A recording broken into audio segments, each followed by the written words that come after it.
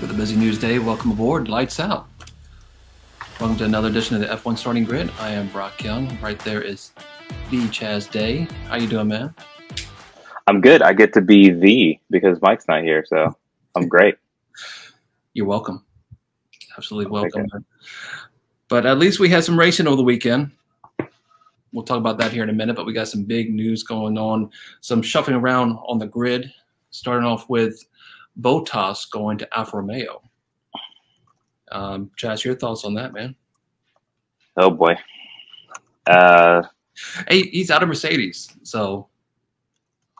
Yeah. So, I don't know. As soon as it happened, I reached out to you guys, and I basically told you exactly how I feel about the change. Look, I wish him. I was going to say I wish him all the best. I don't really. I wish him good riddance, and he can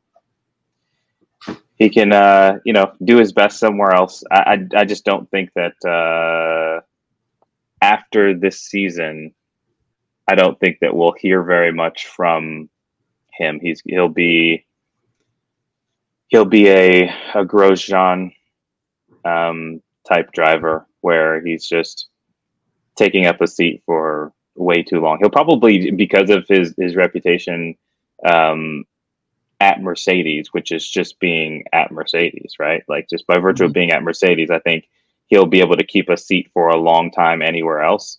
And it may just because he's so knowledgeable, having been at a championship team for so long. Technically, he is a champion in a way, right? Every years that he was there, they won the constructors. So he's got a lot of knowledge and a lot of insight that could improve a lot of teams. It won't improve any of the teams, but they'll keep him around. And again, much like a Grosjean, he'll just be there for. Like I realized maybe last season or 2 seasons ago that how long Grosjean had been in Formula One, and I'm like, how is that possible? Like he was terrible. He was terrible. At least for the last 5 years, he's been terrible. So, anyways, I just don't think he'll do anything very impressive or noteworthy in the years to come. Well, to be fair, and I'm going to put a disclaimer here. I don't think Alfa Romeo will get out the bottom next season or for many seasons to come. Personally, I don't know. Do you know how long Bottas signed an agreement with Alfa Romeo for? That's a good question. While you give your thoughts, I can look it up. Okay. Well, opposed to Kimi Räikkönen, which Kimi Räikkönen just did something for Kimi Räikkönen. Mm-hmm. Bottas is a team player, much more than Kimi in a sense. So the wealth of knowledge he has from Mercedes, he could come to Alfa Romeo and try to make that a better team as much as possible.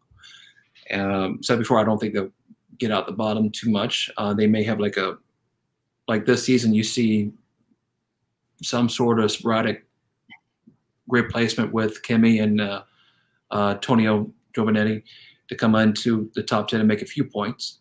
I feel that maybe a little bit more than that in 2022 and 2023, depending on how well they develop the new car with Ferrari. But for the most part, I think Bottas would probably give a little bit more than Kimi did to Alfa Romeo. So I think that's a plus for Alfa Romeo in a sense. Now, Chaz, you did text us earlier this week, and we're going to talk about this when we get to our prediction. So I got something special lined up for you if you want to do this.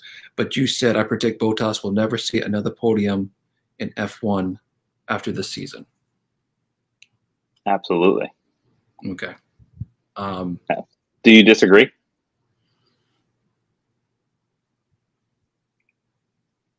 I don't know. I want to say no. Since my head says no, my heart says yes. So I'm going to probably go with no. But if I had to choose between the two, but for the most part, my heart says how, Sway, like Kanye. I don't know how. How, Sway? And the news I wish Mike was here for. Russell is confirmed to go to Mercedes after Bottas is leaving. I mean, it was almost happening the same day. Mm-hmm. I think that is a smart move. I think Toto Wolff is looking to the future, and that future is George Russell at Mercedes for many years to come. And that's where Russell wants to be. Your thoughts on that, Chaz? We knew it was going to come. It's great news for Mercedes fans. I think what is interesting though is it now makes. I think it makes Hamilton. So all of this like moving around makes Hamilton the second oldest on the grid, which is interesting. So it's part of the nature of Formula One. You know, people come in, people go out. But Russell is phenomenal. He's the best. He's one of the best young drivers by a long shot. Absolutely. In fact, there was a picture on Twitter that I think was back in 2007 or 8 when Lewis Hamilton won his first world championship, or it was around that season with McLaren, that you see George Russell as a little kid trying to get his autograph. Yeah. It was just amazing to see that. Those two are teammates. How full circle is that? And I wasn't able to find anything on his contract. Everything online just says it's a multi-year deal, but I don't see anything with saying exactly how long. The language that everyone's using is multi-year deal, but I don't see anyone actually saying how many years. On that note, I appreciate you guys voting on Twitter this week. One of the most votes we had in a while.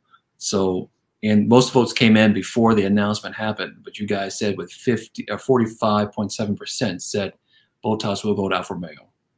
So y'all already predicted that. And it was 42.6 to Williams and 11.7 to other. So majority of you guys got it right. Amazing. And it's actually, I think, the second time we led off with the Twitter question of the week because we made news even before it happened. Go figure. Now, the question was, I posted also on Twitter with Bottas going to Alfa Romeo, that leaves Williams with 2 open seats, at least for the time being. Then you guys also posted on Twitter for us, and thank you for that. Some of the comments says from Vandam, our friend Vandam, Nicholas Latifi will keep the seat, and I reckon Alex Albon will get the vacant Williams seat. Cabanello also posted to Twitter, the business tech model changes with a large investment group owning them. If Williams wants to win, they can't keep being a Mercedes-Benz junior team. I bet Albon, because of experience, gets the Williams seat. I wouldn't be surprised if Honda Red Bull engine will come with that deal to Williams because of Alex Albon. And F1 USA says, honestly, I think it'll be Nicholas De Vries and Alex Albon at this point. If they have a decent car, that'll be a mega lineup. Now, they posted all these comments before the news was announced. It was announced earlier that both Williams seats have been taken up in one day. One, Latifi will remain at Williams, of course, and Alex Albon will take the other one. So I think all those predictions have come true. So what's your thoughts on that, man? Man, I feel for Alex Albon. He is sliding. His momentum is going in the wrong direction. So you don't think Williams will be much of a contender in 2022? Did you say 2032? No, I don't think that they'll be a contender.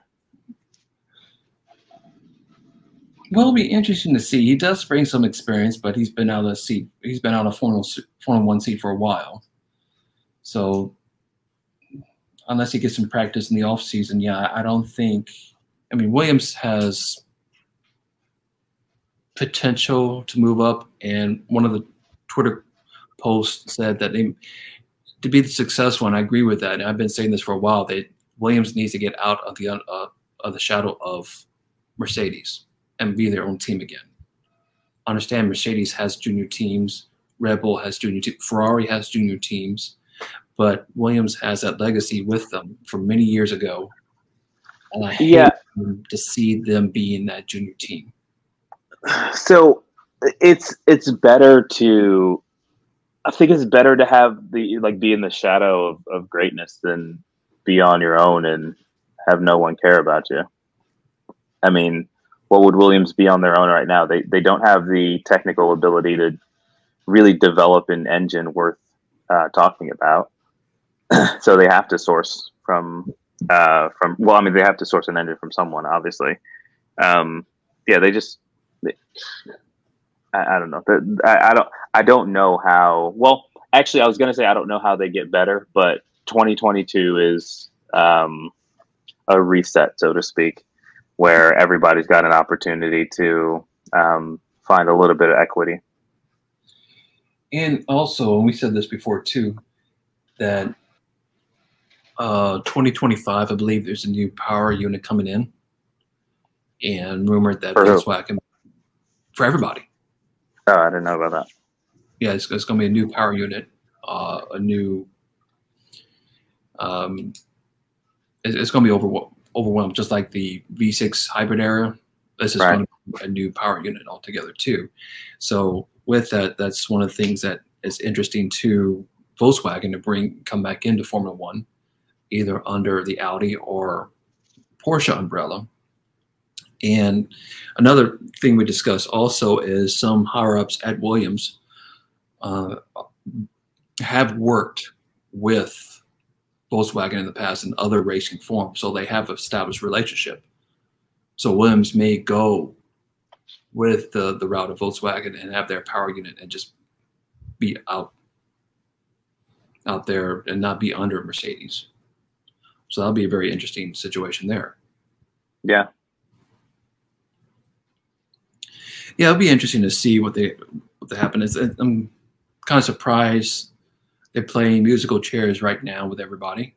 For the most part, it's set. Everybody has their seat right now, except for the last one at Alfa Romeo. So yeah. Also, the second seat at Aston, right? Alongside Vettel. I think they filled that. I could be wrong. I think Stroll will go back into that. That's a good point. In fact, I want to talk about this here in a minute. This is one thing I wanted to discuss earlier with Mike and you guys about Williams, but we could talk about Alfa Romeo in that second seat with them, because Nick de Vries was supposed to be the Formula 2 driver, supposed to come in possibly into that position. But I'm going through a couple names out there that could possibly fill it. Nico Hulkenberg, Daniel Kvyat, Zhao, who's a Formula 2 driver, very good Formula 2 driver, but I would like to see, and I made this point with Mike a while back too, is this is the Russian that Haas should have gotten, basically, instead of Mazepin, and that's Robert Schwartzman. He is a very good Formula 2 driver. He's third in points right now. I think he finished second the season beforehand, right behind Mick Schumacher. Mm-hmm. He's a really good driver, and I think that's where Alfa Romeo should go. We'll see. How about you, Chaz? Any particular person, future Formula 2 or even past drivers you'd like to see in that Alfa Romeo spot? I was a Nico. I was a Hulkenberg fan. Mm. So that would be fun. That would be fun to see him back in Formula One, for sure. Yeah, he's a really good driver. Not championship-based material, but yeah, I would like to see him back in Formula One too. Yeah, I think it was an unfortunate situation that led to his premature exit from Formula One. But he wasn't performing poorly. You know, he wasn't doing terribly, I think, relative to his expectations. So I think he deserves to be in Formula One. Absolutely. So we're going to break down the Dutch Grand Prix with who would expect it that Max would finish in first, Lewis in second, but Bottas, surprising to all of us, we did not get Bottas in third. He came in pretty good there. Gasly in fourth, Leclerc in fifth, Alonso in sixth, Carlos Sainz in seventh, Perez in eighth. He moved up pretty good. He was driver of the day. Wait, did I not have Bottas? Who did I have for third? You switched up. You originally had it, but you changed it to Charles Leclerc to third. Oh, that was stupid. That's okay though. But Perez, it's okay for you because you're not getting the points. I didn't get that anyway. What? No, you're not losing the points. I'm saying. No, I had Norris though in third. He finished 10th. Yeah. I was the most surprised I was with it was Perez going up, I think 12 grid spots to finish 8th from dead last. Now right. It's that track itself, it is a very hard track to overtake, but apparently Perez found a way. Yeah. No, very impressive drive from him.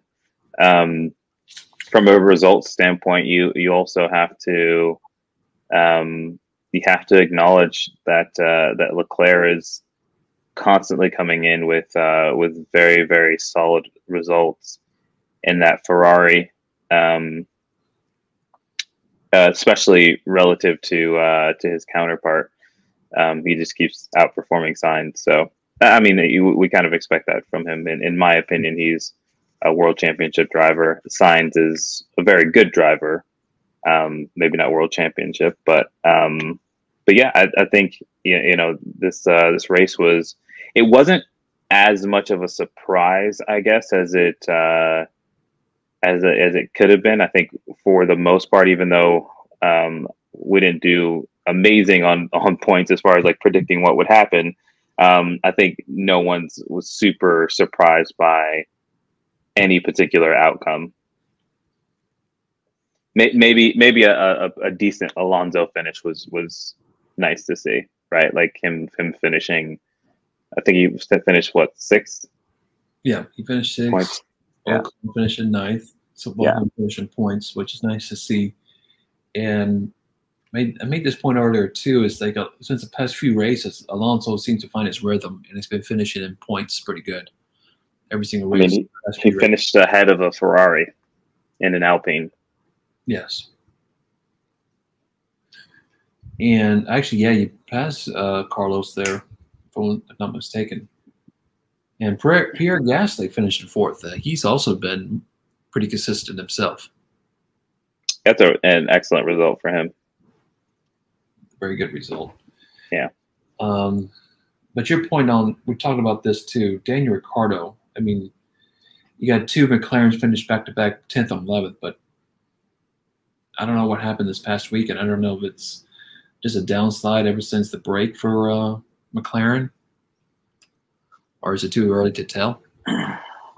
Yeah, I mean, I feel like I want to give them a little bit of time. They've done so well in the first half of the season. Hopefully, this doesn't mean that they're falling apart. Mm-hmm. But it's been a couple races already. Where did they wind up coming? Let me see where they are right now. 11th, but they're Ferrari passed them in the points. This race, okay. Mm-hmm. Yeah, so Ferrari he would have just passed them. So yeah, I mean that's unfortunate because that would have been let's not call it right now. That would have been a fantastic result, obviously, to finish 3rd ahead of Ferrari if they did that. If Ferrari, this is why it's more significant for McLaren to come in 3rd than the Ferrari. McLaren obviously being a team that's struggled over the last 5 or some odd years, probably more than that if we go further back. But they've really struggled in recent years, and so to finish behind only Mercedes and Red Bull would be an extraordinary result for them. Ferrari is a team with such legacy that only a win actually matters, right? If they come in 2nd or they come in 10th, no one actually cares that much because they're expected to win. They're kind of like let's say they're like Lakers fans or Yankees fans or Red Sox fan or, you know, all Patriots fans, like just the teams that are famous for winning championships, only a championship really counts. We talked about this too, didn't we? Already. Maybe to some extent because it's been a theme for the last couple of years, for sure. Yeah. But I see potential at a Ferrari, though, depending on how well they develop the 2022 car. We could probably see a fight between them, Red Bull, and Mercedes. All depending if they can figure out the 2022 car. Maybe. I still see it as them being behind on development because if they're not starting from scratch as a lot of people would say with the new car, right? Because you're still you may be starting with the same specifications as everybody else, but you're still using your same development team, right? It's still the same engineers. You guys still have the same in-house process for solving problems and all the rest. So I still think that they're solidly behind those teams and not going to be competitive immediately. I think their car could, you know, as it has in spurts, which I still don't understand. Maybe you could help enlighten me, but I still don't understand the spurts of excellence that just come out of nowhere from Ferrari. Yeah, I don't think next season's going to be. I think it's going to be sporadic at best. Well, that leads to Aston Martin, Alfa Romeo, both Williams, all of them finishing out of points. I was kind of shocked about the Williams not finishing in points compared to the last two other races they had. They had promise, but now it looks like they're back on the downslope. Yeah, maybe disappointed, not shocked. For me, you know. Now we head over to Monza, one of my favorite tracks. I absolutely love it. Awesome track. Very great track. Fastest track on the calendar. Mm-hmm.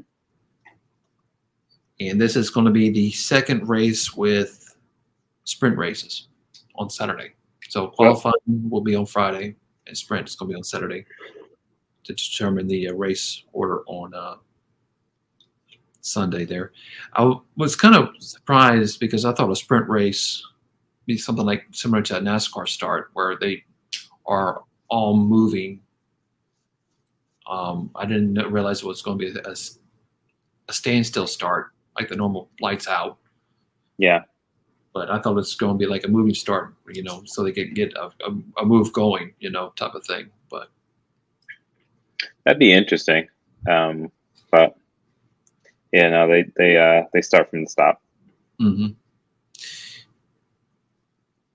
I mean, I still, you know, still up in the air about a sprint race, but it's something different. Formula One's trying something different. You got to respect that.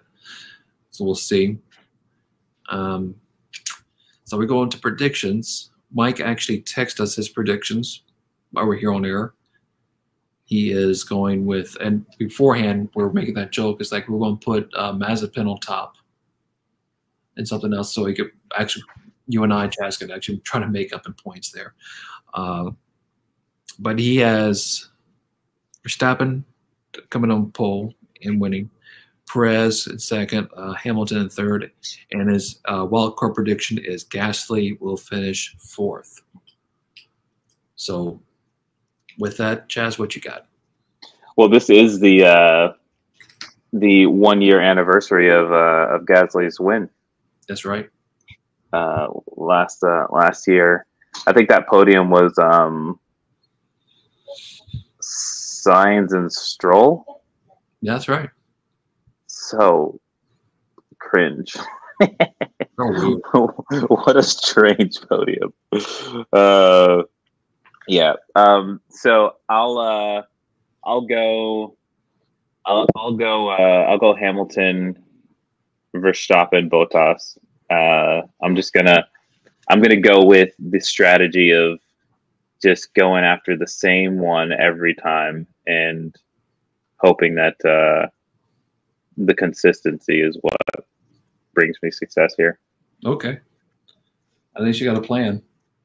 What's your extra prediction? Let's put Norris in. Well, actually, let me shake things up a little bit. I shook it up last time too, with a very ambitious Leclerc prediction. Let's go with Ricardo top 5. Ricardo top 5. top 5. Come on, Ricky. So you went safe for the podium, but with your wild card, you went wild card basically. Why not? That's what it's there for. So I'm doing things a little different. I'm going with Max, then Lewis. I'm going to go with Charles finishing out the podium, and I'm going to go with a pretty safe bet, pretty safe pick, and I'd say for my wild card, Gasly will finish in the top 7. So I need to make up points there. Okay.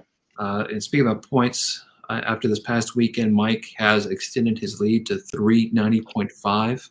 I'm at 323.5, and Chaz, you're at 302.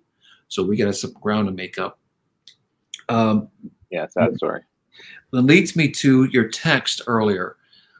You got Bottas on the podium this go around.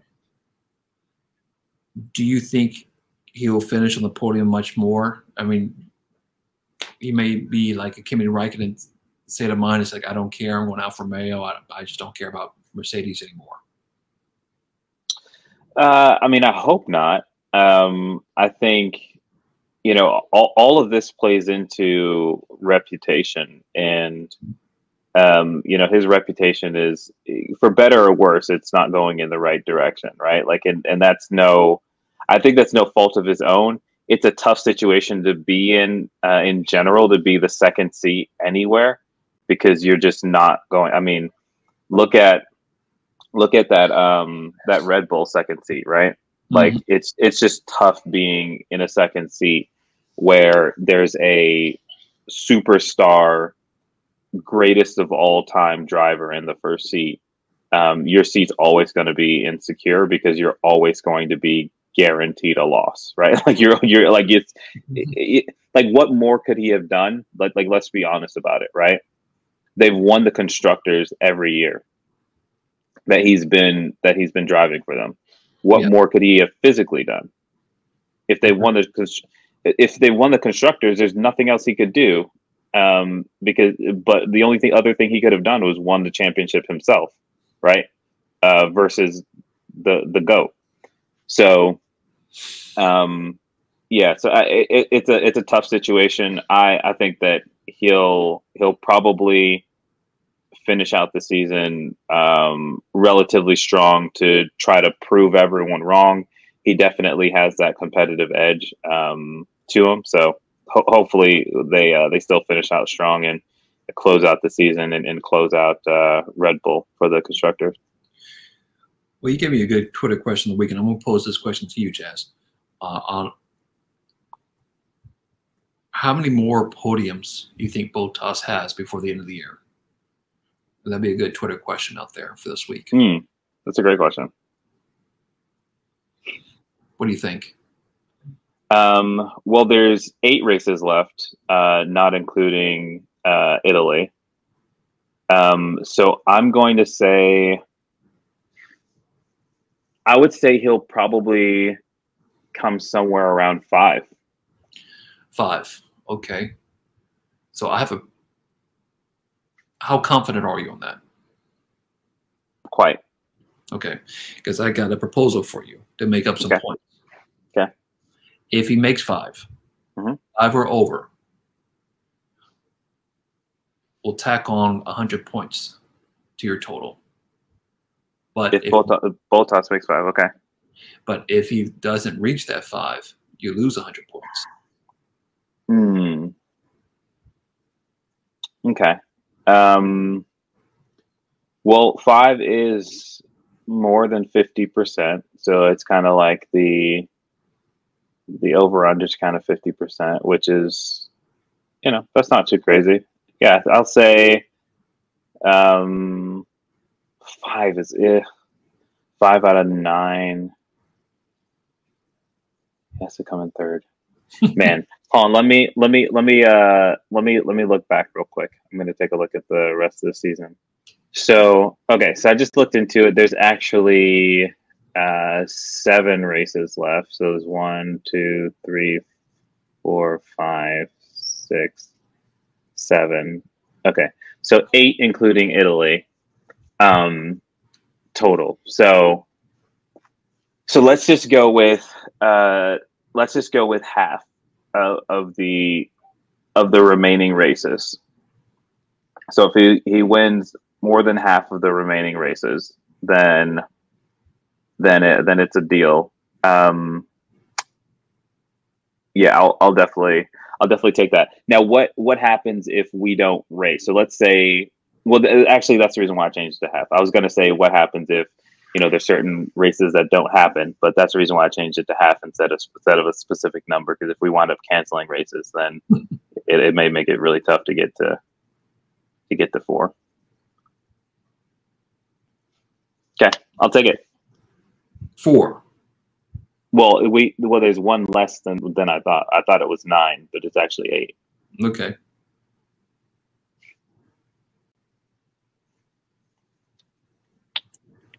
So, how many podiums has he won so far this season, or got on the podium so far this season?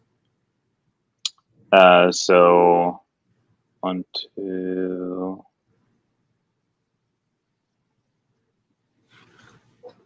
3, 4, 5. No.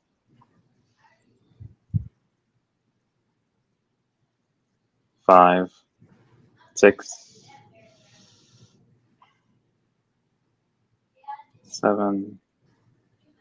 Okay, so that's not great. 1, 2, 3, 4, 5, 6, 7, 8, 9, 10, 11, 12, 13. So 7 out of 13, which is a little bit more than half. I'm counting 6. Oh, now you're at 7. Also, I'm got Austria. The second one at Austria. So yes, 7. Out of what? 12? 13. 13? Yeah. So basically a similar ratio. I'm basically predicting he'll podium at the same ratio he has been. Okay. We'll see how it goes. And I'll have something for Mike next week, too. See if he wants to take that bet or not. It's going to be a little harder for him because he's way in the lead. But he may not take it. Williams will finish a race. Well, that's simple. They finish races, but... No, they didn't. Hold on. Did they... They had a DNF last week. Well, they have 1 DNF, but... Yeah, so getting both their drivers across the line. So Mazepin DNF'd. So they'll have to get both their drivers across the line in every race going forward. I was figuring I'd probably do something more like Haas, but... or Haas has to finish a race. Or Haas has to get in points before the end of the season. It's supposed to be hard, not impossible. I was trying to get our benefit here, trying to make points, but we'll see. Yeah. Yeah, I love Monza. I can't wait for it. Once again, qualifying is on Friday. The sprint race is on Saturday, and the race itself on Sunday. So we're going to have a great weekend coming up. I don't know if it's going to rain or not over in Monza, to tell you the truth. Yeah, we'll see. I'm not sure. I don't think so, but once again, I could be wrong. But suggesting no precipitation. So get on the hard rubbers there. Yeah. Which I like. I like the, Monza's the fastest track on the grid. I like to see them go fast instead of, wet weather. So that's probably right. better. Right. So can't wait for that. In the meantime, guys, please like, share, and subscribe. help to grow our channel. Also, leave a comment down below to see how we're doing. Give us a new topic, what we'd like to discuss. Also, you can do that also on our, put us an email on that, theformerracing@gmail.com, or even follow us on Facebook and Twitter @formerracing, and send us a comment on there as well. We'd love to see you. We'd love to hear from you guys. You know, love that interaction. So, absolutely, we can't wait. We'll see you next week right here on the F1 Starting Grid. Bye, guys.